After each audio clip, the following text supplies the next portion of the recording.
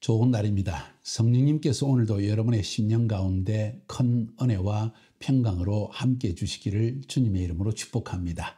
오늘은 전 세계에서 오순절을 기념하는 날입니다. 영어로는 펜타코스틀 데이라고 이야기하고 히브리 말로는 샤부옷이라고 합니다.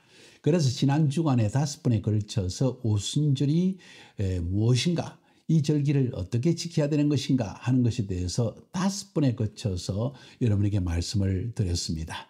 오순절 어떻게 지켜야 되는가 하는 첫 번째, 두 번째는 오순절과 율법, 세 번째는 오순절과 성령, 네 번째는 오순절과 추수, 마지막 5번째는 오순절과 룻기의 연관성, 이렇게 해서 전반적으로 살펴보았습니다. 오늘은 오순절의 마지막 부분, 결론적이면서도 우리가 그러면 도대체 오순절을 어떻게 지켜야 될 것인가, 좀 더 적용적인 면을 살펴보고 핵심적인 이야기를 여러분과 함께 나누기를 원합니다. 도대체 하나님께서 오순절을 제정하신 목적이 무엇이라고 여러분은 생각하십니까? 어떻게 하면 오순절의 목적에 합당한 삶을 우리는 살아갈 수 있을까요? 여기에 대해서 오늘 한 4가지로 여러분에게 말씀을 드리려고 합니다. 결론적이면서 앞부분에서 5번의 설교를 들은 것과 연관해서, 그러나 정말 오늘날 오순절을 맞이하는 성도들의 삶의 자세와 태도가 무엇이 되어야 되는지에 대해서 여러분에게 말씀드리기를 원합니다. 우리가 오순절과 율법의 상관관계를 보면서 깨달은 것이 무엇입니까? 성령을 하나님께서 오순절에 주신 가장 중요한 목적이 무엇이냐고 저는 여러분에게 묻고 싶습니다. 우리 이미 읽었지만 다시 한번 읽어드리려고 합니다. 에스겔서 36장 26절 27절에서 하나님은 이스라엘 백성에게, 자기의 택한 백성에게 이것을 약속하셨습니다. 성령을 주시는 목적을 말씀하신 거예요. 내가 또 내 영을, 새 영을 너희 속에 두고 새 마음을 너희에게 주되 너희 육신에서 굳은 마음을 제거하고 부드러운 마음을 줄 것이며 또 내 영을 너희 속에 두어서 너희로 내 율례를 행하게 하리니 너희가 내 규례를 지켜 행할지라. 하나님께서 성령을 주심으로 말미암아 우리 마음속에 굳은 마음을 제하여서 부드러운 마음이 되게 한다. 이 말은 우리의 마음이 너무 육신적이고 내 고집이 세고 이기주의 속에 강하게 뭉쳐져 있기 때문에 그것을 좀 이렇게 부드럽게 만들어서 하나님의 음성을 들을 수 있는 마음으로 만들어주신다는 말씀입니다. 그래서 그렇게 하는 이유는 우리가 하나님의 말씀에 자발적으로 순종하는 부드러운 사람, 부드러운 마음, 하나님의 규례를 지켜서 실제로 실천하는 삶을 살게 하기 위한 것입니다. 왜 그렇게 하실까요? 주님 오실 날이 가까웠기 때문입니다. 그래서 말세의 내용을 만민에게 부어준다고 사도행전 2장에서도 말하고 있는 것입니다. 요엘서를 통해서 하나님이 약속하신 것은 마지막 때 내가 내 영을 만민에게 부어줘서 하나님의 뜻을 알게 해주겠다. 환상을 보고 비전을 보고 꿈을 꾸고 이 모든 것은 하나님의 뜻을 알고 하나님의 열망을 가지고 살게 해주겠다. 지금까지 너희들이 살아온 것은 전부 나의 열망, 내가 세상에서 잘 되고 돈 잘 벌고 좋은 집 사고 자녀들이 잘 되고 재산을 물려주고 여기에 관심을 썼고 내 육신의 즐거움을 위해서 온 정신이 집중되어 살아왔다면 그 마음은 굳은 마음이다. 잘 들으세요. 그 마음은 굳은 마음이다. 하나님을 향하는 마음이 전혀 없다. 그래서 하나님께서 하나님을 향하여 부드러운 마음을 만들어주기 위해서 우리에게 성령을 주신다고 약속하신 것입니다. 언제? 오순절 때. 그 오순절의 약속과 예언은 언제 성취되어진다고요? 말세 마지막 때. 똑같은 이야기를 예레미야서 31장 31절부터 33절까지는 이렇게 이야기합니다. 여호와의 말씀이니라. 보라, 날이 이르리니 내가 이스라엘 집과 유다 집에 새 언약을 맺을 것이다. 하나님의 택한 백성이 죄를 지어서 북이스라엘은 아수르의 포로로 잡혀가고 남유다는 바벨론의 포로로 잡혀가서 나중에 또 예수님의 시대에는 하나님께 불순종해가지고 완전히 성전도 또 한 번 파괴되어지고 유대인들은 수백만 명이 전부 지중해 연안으로 흩어져 버리고 그 이후로 유대인들은 전 세계에 흩어져 살게 되어졌는데 하나님께서 이 흩어진 북이스라엘의 민족과 남유다의 민족을 다시 돌아오게 하는 새 언약을 맺을 것이다. 그 새 언약은 이제는 돌판에 적혀진 율법으로 맺는 언약이 아니고 성령으로 말미암아 맺는 언약이다. 그러면서 32절에 이 언약은 내가 그들의 조상들과 손을 잡고 애굽 땅에서 인도하여 내던 날에 시내산에서 맺은 것과 같지 아니할 것은 첫 번째 맺은 그 오순절에 맺은 언약과 같지 않다. 내가 그들의 남편이 되었어도 그들이 내 언약을 깨뜨렸기 때문이다. 여호와의 말씀이다. 그러나 그날 후에 내가 이스라엘 집과 맺을 언약은 이러하다. 내가 그 이후에 이스라엘 집과 맺을 언약은 이러하다. 곧 나의 법을 너희 속에 그들 속에 두고 그들의 마음판에 기록하여서 나는 그들의 하나님이 되고 그들은 내 백성이 될 것이다. 이 말은 진심으로 마음을 다해서 그들이 나를 하나님으로 인정하고 내 하나님의 말씀을 순종하는 백성이 될 것이고 그들은 내 백성이 된다는 이야기입니다. 여호와의 말씀이니라. 이 말은 반드시 이루어진다는 이야기입니다. 자, 여기서 여러분 제가 말씀드리고 싶은 핵심이 무엇입니까? 왜 오순절을 하나님께서 우리에게 지키라고 말씀하십니까? 기대하라는 것입니다. 마지막 때 하나님께서 우리의 마음을 하나님께로 돌이킬 때가 온다는 것입니다. 종종 우리는 그렇게 이야기합니다. 내 마음이 연약해서 내 육신이 너무나 강하여서 내 성격이 내 습관이 너무나 악하여서 내가 주님의 말씀에 순종할 수가 없습니다. 그런데 마지막 때 하나님의 영을 부어주시면 그 성령님이 우리의 마음을 부드럽게 하시고 하나님의 말씀에 순종할 수 있도록 우리를 바꿔주신다고 주님은 약속하고 있습니다. 그런데 그러면 성령님이 우리에게 임하였을 때 우리가 해야 할 일이 뭘까요? 그 음성에 순종해야 됩니다. 율법의 말씀에 순종하며 살아갈 수 있도록 도와주신다는 것입니다. 쉽게 이야기하면 하나님의 뜻을 향하여 우리의 삶을 정렬하라는 것입니다. 먼저 그의 나라와 그의 의를 구하는 삶을 살아라는 것입니다. 그래야 하면 나머지의 모든 축복을 부어주신다. 한마디로 말하면 하나님의 뜻을 따라 살라. 또 다른 말로 하면 거룩한 삶을 살라. 이전에는 하나님의 뜻을 몰랐고 내 육신의 정욕을 따라 살아갔다면 내 혼도 육신의 정욕에 이끌려서 살아가고 생각하고 꿈꾸고 눈을 감으면 더러운 것을 생각하고 내 이익만을 추구하는 삶을 살아갔다면 이제는 성령님이 임하시면 새로운 꿈을 꾸게 하지 않냐는 거예요. 새로운 생각을 주지 않냐는 거예요. 그것이 오순절 성령님이 우리에게 임하실 때 성령님이 하시는 일이라는 것입니다. 이제 그 성령님이 내 안에 들어왔으니까 내가 할 일이 무엇입니까? 그 성령님께 순종하며 살아야 되지 않겠냐는 거예요. 왜 성령님이 하나님께 마지막 때 성령을 주신다고 약속하신 겁니까? 말씀을 깨닫게 하려고, 성령님의 음성을 듣게 하려고, 성령님이 역사하심으로 말씀을 깨닫고 그 깨달음을 따라 행하게 하시려고, 이방인에게도 유대인에게도 다 주신다고 약속하신 거예요. 오순절 성령 체험하고도 그런데도 말씀을 깨닫고도 회개를 하지 않는다면, 성령의 음성을 듣고도 회개하지 않는다면 어떻게 하려고 그럽니까? 성령님이 떠나시면 어떻게 하려고 그러는 거예요. 다윗이 시편에서 주의 영을 나에게 거두어 가지 마옵소서 얼마나 간절히 기도한지 아세요?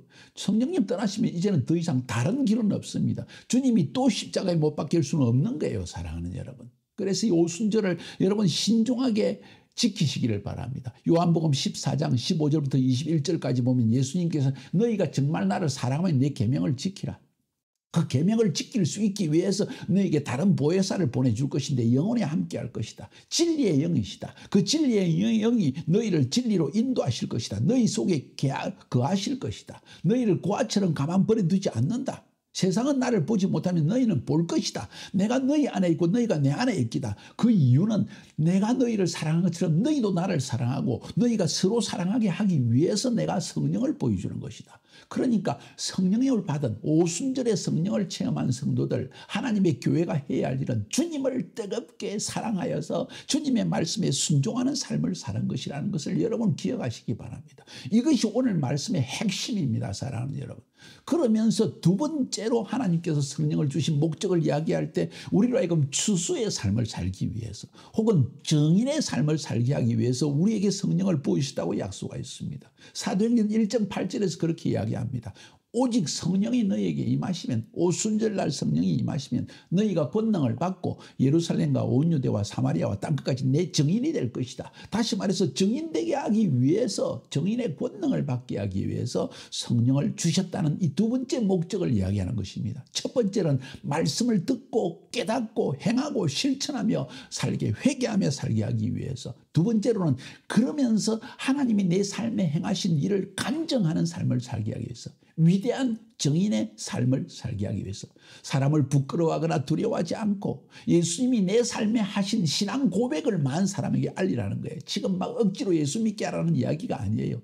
내 가족에게, 내 친척에게, 내 이웃에게, 모든 사람들에게 나의 신앙 고백을 통해서 그들이 하나님이 살아계신 것을 적어도 알고 듣게 하라는 거예요.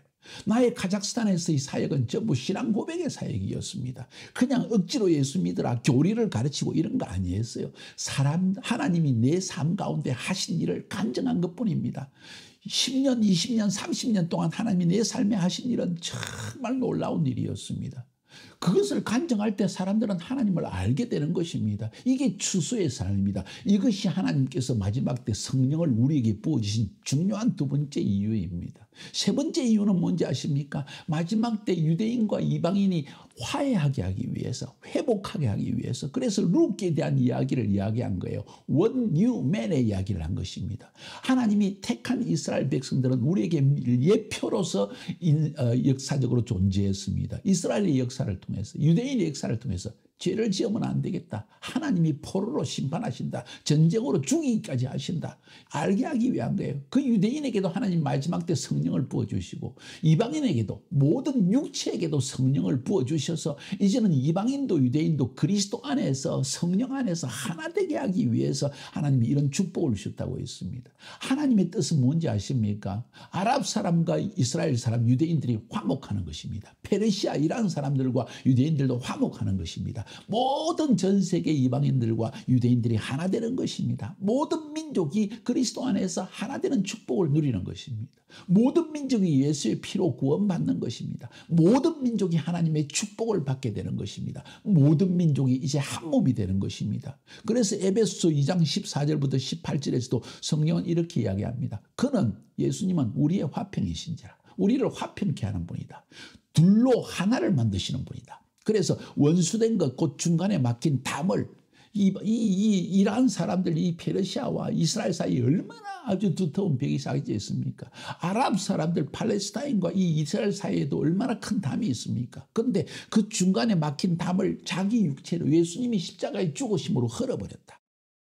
법조문으로 된 계명의 율법도 폐하시고 이는 둘로 자기 안에서 한 세 사람, one new man을 지어서 화평하게 하시고 십자가로 이 둘을 한 몸으로 하나님과 화목하게 하기 위해서 주님은 십자가에 죽으신 것이다. 예수님의 십자가 유대인을 위한 것이 아닙니다. 모든 인류를 위한 것입니다. 그래서 원수된 것을 십자가로 소멸하시고 또 오셔서 먼 데 있는 너에게 평안을 전하시고 가까운 데 있는 사람에게 평안을 전하시다. 먼 데 있는, 이건 누굽니까? 유대인 아닌 이방인들은 전부 먼 데 있는 사람이고 가까운 데 있는 사람은 하나님을 가까이 섬기던 유대인입니다. 그들에게 평안을 전해서 이로 말미암아, 예수 그리스도로 말미암아 이 둘이, 이방인과 유대인이 성령 안에서 하나님께 함께 나가게 하기 위해서 이런 오순절의 성령을 부어주신다는 것입니다. 그러니까 오순절은 엄청난 사건입니다. 하나 되는 사건입니다. 이방인과 유대인이 하나 되는 사건입니다. 보세요. 사도행전 2장에 보면 오순절 날에 이르러서 온 만국에서 모인 사람들, 각국에서 아랍 말을 쓰고 페르시아 말을 쓰고 또 유대 말을 쓰고 또 혹은 각 나라 70개의 모든 민족으로 방언들이 흩어졌는데 그 방언에 흩어진 사람들이 오순절 다락방에 오순절 날 예루살렘에 모였을 때 성령이 임하시니까 방언을 하게 되니까 이 모든 언어가 서로 통하게 되어버렸다. 하나 되게 하셨다. 하나 되게 하는 예표를 보여주시는 거예요. 사랑하는 여러분, 이것이 우리가 위에서 기도하고 소망하고 간구해야 될 일입니다. 주님, 머지않아 온 세계 평화가 올 것입니다. 어떤 평화가? 그리스도 안에서 평화가 올 날이 올 것입니다. 그 평화를 위해서 주님은 일하고 계십니다. 마지막으로, 첫 번째로는 말씀을 듣고 순종하고 회개하기 위해서 성령을 주셨다. 두 번째로는 우리가 위대한 간증자가 되게 하여서 정인의 삶을, 추수의 삶을 살게 하기 위해서 성령님은 우리에게 오순절날 오셨다. 세 번째로는 모든 민족이 그리스도 안에서 하나 되게 하기 위해서 성령님이 오셨다. 오순절날에. 마지막으로, 그렇기 때문에 성령의 임재와 충만함을 구하라는 것입니다. 에베소 5장 17절에 보면 술 취하지 말라. 이는 방탕한 것이니 오직 성령으로 충만함을 받아라. 성령 충만을 받아야만 하나 되는 역사가 나타난다. 성령 충만함을 받아야만 이기심이 떠나간다. 성령 충만함을 받아야만 회개하는 마음이 일어난다. 성령 충만함을 받아야만 나의 모든 죄악을 고백하는 겸손함이 일어난다. 오순절날에 성령을 주신 목적은 아주 명확합니다. 앞에서도 말씀드린 것처럼 우리가 말씀을 이제는 듣고 순종하며 열매를 맺는 거룩한 삶을 살게 하기 위해서, 회개하고 서로 사랑하는 삶을 살게 하기 위해서, 뿐만 아니라 성령의 능력으로 하나님을 체험한 하나님을 만민에게 알리게 하기 위해서, 우리의 신앙의 고백을 모든 사람에게 알게 하기 위해서, 위대한 간증의 삶을 살게 하기 위해서, 뿐만 아니라 성령 안에서 유대인과 그리고 이방교회 아랍인들과 페르시아인들도 모두 하나가 되게 하기 위해서, 이게 바로 하나님께서 우리에게 성령을 보내주신 목적입니다. 오늘 말씀에 제가 강조하고 싶은 핵심이 뭔지 아세요? 여러분에게 묻고 싶습니다. 무엇이 오늘 말씀의 핵심입니까? 성령을 주신 가장 중요한 목적이 무엇입니까? 바로 이제는 하나님의 말씀대로 성령님의 음성이 내 안에 말씀하시는 대로 순종하며 살게 하기 위한 것이 오늘 메시지의 중요한 목적입니다. 내 육신이 연약해서 마음대로 되지 않습니다. 내 죄악이 너무나 강해서. 잘 들으세요. 그러면 예수님이 또 한 번 십자가에 못 박혀야 되겠습니까? 성령님이 내 안에 하나님의 영이 말씀하시는데 듣지 않는다면 이제는 무슨 길이 있습니까? 정말 회개해야 됩니다. 이 오순절 기간에 여러분의 잘못된 습관, 화내는 습관, 나 자신만을 위한 생각하는 이기적인 마음, 남을 배려하지 않고 말하고 행동하는 모든 생각, 서로 돕지 않고 희생하지 않는 마음, 이기적인 마음 회개해야 됩니다. 그래서 성령님이 내 안에서 계속 일할 수 있도록 해드려야 됩니다. 그러기 위해서 뭘 해야 됩니까? 주님 성령을 부어주시옵소서.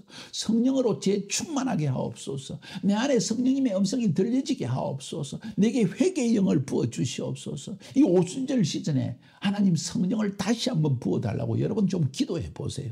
그러기 위해서는 이 성령님이 지속적으로 내 안에 이제는 역사해야 됩니다. 지금까지는 육신의 정욕을 따라서 내 혼이 생각하고 말하고 움직였다면 이제는 정말 성령님이 내 안에 강하게 역사할 수 있는 그 터전을 분위기를 만들어야 됩니다. 그러기 위해서 해야 될 일이 무엇입니까? 오직 한 가지 길밖에 없습니다. 매일 성경을 읽고 깨달아야 합니다. 그 깨달음을 따라 순종하기를 힘써야 됩니다. 그게 안 되면 기도하고 금식해야 됩니다. 매일 말씀을 읽고 매일 기도하고 그 말씀을 붙들고 살리는 열망을 가져야 됩니다. 그리고 그것이 안 되시면 금식하며 나아가야 됩니다. 회개해야 됩니다. 내 입술로 고백해야 됩니다. 주님 나를 도와주시옵소서. 이 마지막 때에요. 하나님이 성령을 부어주셨는데도 불구하고 우리가 육신의 얽매여서 육신의 죄악으로 살아간다면 더 다른 길은 없습니다. 이제는 이 성령님을 붙들고 살아야 되는데 그 성령님이 떠나지 않고 하나님의 영이 내 안에 거하며 살 수 있는 가장 좋은 길이 뭔지 아세요? 그것은 바로 매일 성경을 읽고 그 하나님의 말씀을 듣고 성령님이 가르치시는 대로 순종하면서 회개하면서 매일 매 순간 육신을 제어하고 오직 내 혼이 주님의 말씀을 사모하며 살아가도록 습관을 들여야 됩니다. 좋은 습관이 여러분을 구원할 것입니다. 오순절 기간 안에 이 엄청난 영의 습관을 선한 습관을 여러분이 꼭 다시 한번 회복할 수 있기를 바랍니다. 오순절 하나님께서 우리의 삶을 새롭게 변화시키는 계기가 될 것입니다. 승리하시기를 주님의 이름으로 축복합니다.